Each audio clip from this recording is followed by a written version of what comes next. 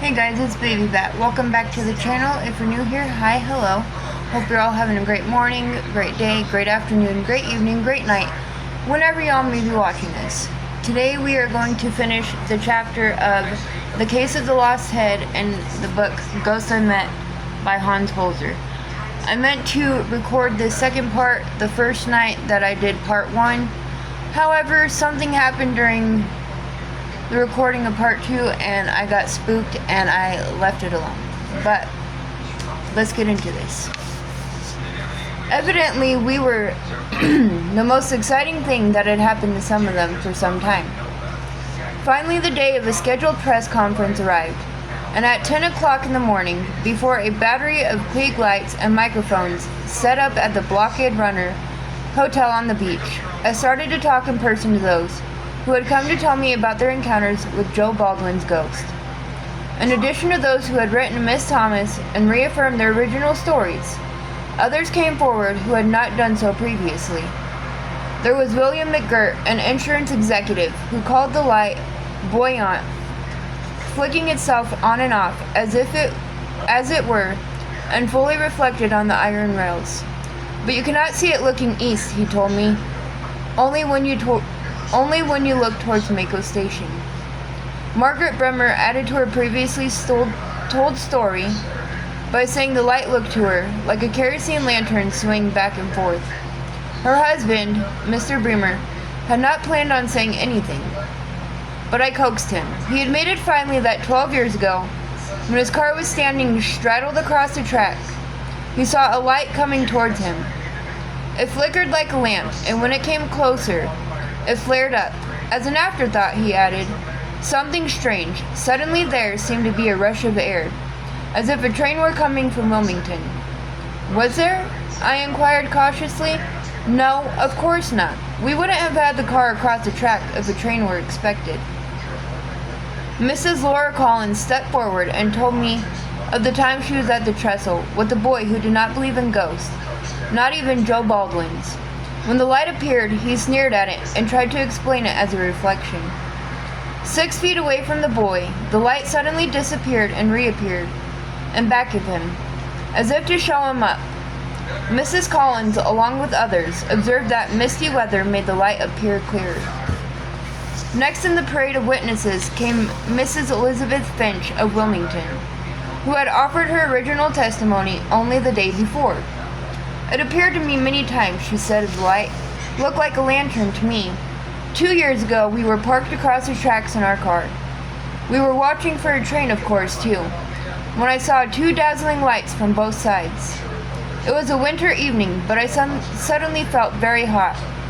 There was a red streak in front of the car, and then I saw what was a dim outline of a man, walking with a lantern and swinging it. Mind you, it was a bare outline. Mrs. Finch added in emphasis. And it did have a head. Just kept going. Then suddenly, he disappeared inside the tracks. Did you ever have psychic experiences before, Mrs. Finch? I wanted to know. Yes, when we lived in a house in Masonboro, I used to hear noises, steps, even voices out of nowhere. Later, I was told it was haunted. I thanked Mrs. Finch, wondering if the local legend had impressed her unconscious to the point where she did see what everyone had said was there, or whether she really saw the outline of a man. I really had no reason to doubt her story. She struck me as a calm, intelligent person who would not easily make up a story just to be sensational. No, I decided, Mrs. Finch might very well have been one of the very few who saw more than just a light. I tell you why it can't be anything ordinary, Mr. Trussell said, my next informant. 7 years ago, when I saw the light on a damp night about a mile away from where I was standing, I noticed his very rapid approach. It disappeared fast, went back and forth, as if to attract attention to something. It was 3 foot above the track, about the height of where a man's arm might be. At first, it seemed yellowish white. When I came closer, it looked kind of pinkish. Now, an ordinary car headlight wouldn't go back and forth like that, would it? I agreed. It was most unlikely for an automobile headlight to behave in such an unusual manner. Mrs. Miriam Moore saw it 3 times, always on misty, humid nights. I had a funny ringing in my ears when I reached the spot, she said. She was sure what she saw was a lamp swinging in a slow motion. Suddenly, she broke into a cold sweat for no reason at all. I established that she was a psychic person, and had on occasion foretold the death of several members of her family. E.S. Skipper was a dapper little man in the golden years of life, but peppery and very much alert. He used to be a freight shipper on the Atlantic coastline, and grew up with the Mako light the way Nigeria kids grow up with the sight of the falls. I've seen it hundreds of times, he volunteered. I've seen it flag trains down. It moved just like a railroad lantern would. On one occasion, I took my shotgun and walked towards it. As I got nearer, the light became so bright I could hardly look. Suddenly, it disappeared into the old Catholic cemetery on the right side of the tracks. Cemetery? I asked, for I had not heard of a cemetery in this area. Mr. Skipper was quite certain that there was one. I promised to look into this immediately. Since you came so close to the light, Mr. Skipper, I said, perhaps you could tell me what it looked like close up. Oh, I got even closer than that back in 1929. I remember it well. It was 2 o'clock in the morning. I got to within 6 foot from it. What did you see? I saw a flame. In the middle of the light there was, unmistakably, a flame burning. Like a lantern? Like a lantern. I thanked Mr. Skipper and was ready to turn to my last witness, none other than Editor Thomas herself, when Mrs. E.R. Rich, who had already given her account in the newspaper, asked for another minute, which I gladly gave her. 10 years ago, Mrs. Rich said, we were at the track one evening. My son Robert was in the car with me, and my older son went down the track to watch for the light. Suddenly, not one, but 2 lights appeared at the car. They were round and seemed to radiate and sparkle for a moment. They hung around, then one left, the other stayed. My feet went ice cold at this moment, and I felt very strange. Miss Thomas, I said, will you add your own experiences to this plethora of information? Gladly, the women's editor of the Star News replied. There were 3 of us, all newspaper women, who decided a few weeks ago to go down the trestle and not see anything. I beg your pardon? We'd made up our minds not to be influenced by all the publicity Joe Baldwin's ghost was getting. What happened? When we got to the track, dogs were baying as if disturbed by something in the atmosphere. We parked on the dirt road that runs parallel to the track and waited.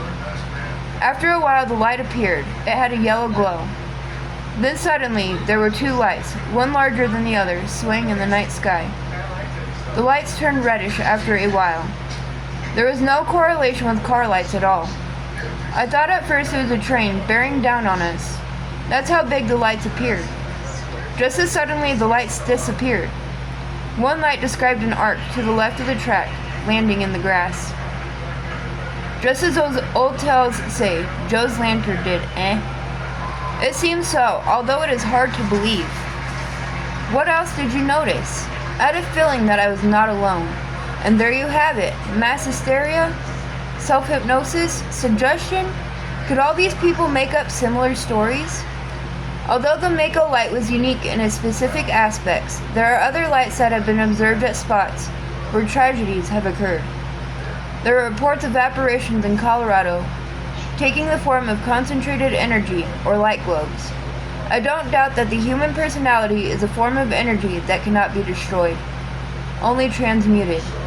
The man who heard the sound of a train, the psychic chills several people experienced, the flame within the light, the 2 lights clearly distinguished by the newspaper women, possibly Joe's lantern and the headlight of the onrushing train. All these add up to a case. That evening at Bogdan Hall, before an audience of some 500 people of all ages, I stated my conviction that the track at Mako Station was indeed haunted. I explained that the shock of sudden death might have caused Joe Baldwin's etheric self to become glued to the spot of the tragedy, reenacting the final moments over and over again. I don't think we are dealing here with an etheric impression, registered on the atmosphere and not possessing a life of its own.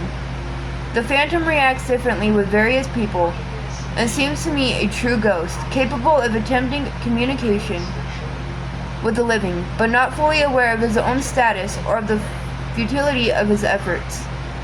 I was and am convinced of the veracity of the phenomenon, and by comparing it to other weaving lights and other areas, can only conclude that the basic folklore is on the right track, except that Joe isn't likely to be looking for his head. He is rather trying to keep an imaginary train from running into his uncoupled car, which of course exists now only in his thought world. And until someone tells Joe all's well on the line now, he will continue to wave his light. I tried to say the right words for such occasions, but I was somewhat hampered by the fact that I did not have Mrs. Ethel Myers, my favorite medium, with me then too. The Wilmington people did not like the idea of having their town ghost go to his reward and leave the trestle, just another second-rate railroad track. The folks living alongside it, though, wouldn't have minded one bit. They can do without Joe Baldwin and his somewhat motley admirers. Suddenly the thought struck me that we had no proof that a Joe Baldwin had ever really existed in this area. The next morning I went to the Wilmington Public Library and started to dig into the files and historical sources dealing with the area 100 years ago. Bill Mitchum and I started to read all the newspapers from 1866 onwards. But after a while we gave up. Instead, I had a hunch which eventually paid off. If Joe Baldwin was physically fit to work on the railroad and so hazardous a job as that of a train man, he must have been well enough to be in the armed forces at one time or another. I started to search the regimental records from 1867 on backwards. Finally, I found in Volume 5, page 602, of a work called North Carolina Regiments, published in 1901, the following entry: Joseph Baldwin, Company F, 26 NCT, badly wounded in the thigh, Battle of Gettysburg, July 1st, 1863. It was the only Joseph Baldwin listed in the area, or, for that matter, the state. I also inquired about the old Catholic cemetery. It was indeed near the railroad track, but had been out of use for many years. Only oldsters still remembered his existence. Baldwin may have been Catholic, as were many residents of the area. Time did not permit me to look among the dilapidated tombstones for a grave bearing the name of Joe Baldwin, but it would be interesting to find it and see if all of Joe Baldwin lies buried in sacred ground. And that is the end of that chapter, my friends. If you have not subscribed, please do. If you enjoyed this video, please leave me a thumbs up. With that being said, I hope you all have a great morning, great rest of your day, afternoon, evening, night. Again, whenever y'all are watching this, and I will see you guys very soon in my next video. Bye, guys.